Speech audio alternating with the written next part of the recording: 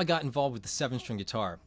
Completely honest, I had a picture of David Coverdale and Steve Vai from the Whitesnake days on my refrigerator.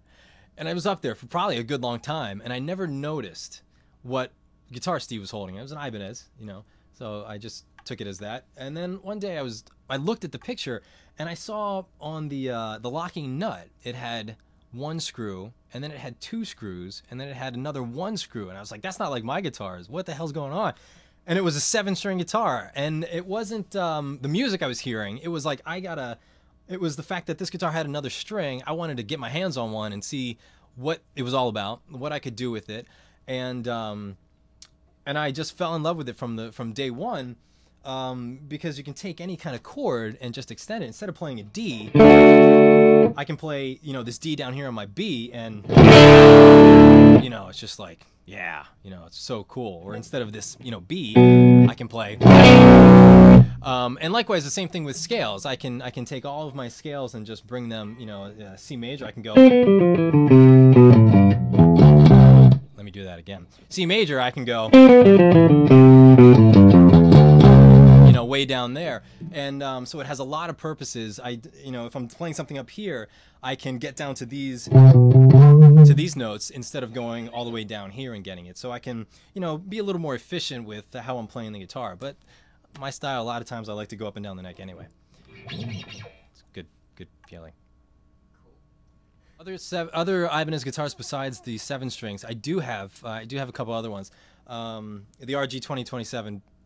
Still a 7-string, but it's a non-custom shop. It was a stock guitar. I think Ibanez made it for a year or two. Have that one, love it.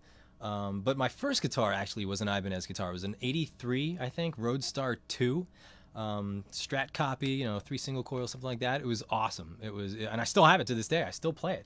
And it was just such a great guitar to have as a first guitar, because it wasn't, you know, it wasn't a cheap guitar. It had such great tone right from the bat.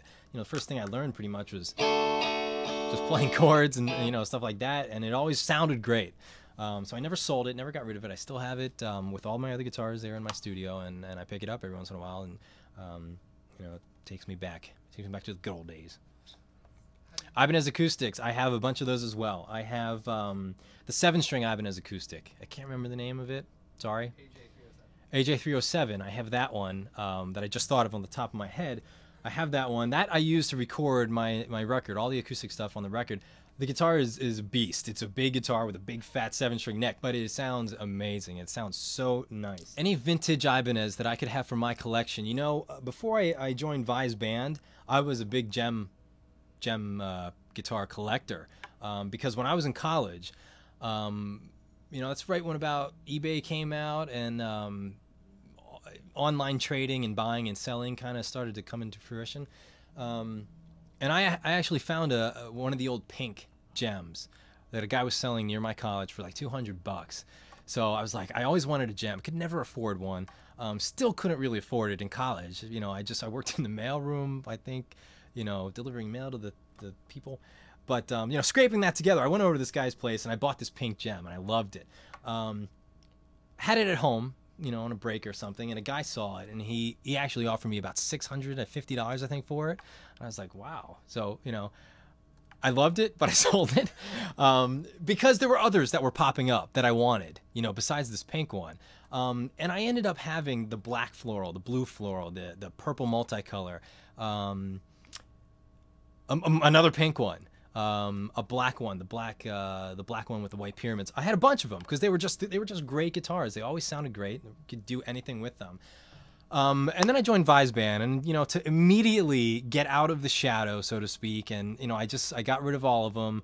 When I started working with Ibanez, the first guitar I got from Ibanez was a 7-string, and it was just black. I said, I want the plainest thing you've got, because I just wanted to get, you know, distance myself, gear-wise, so to speak.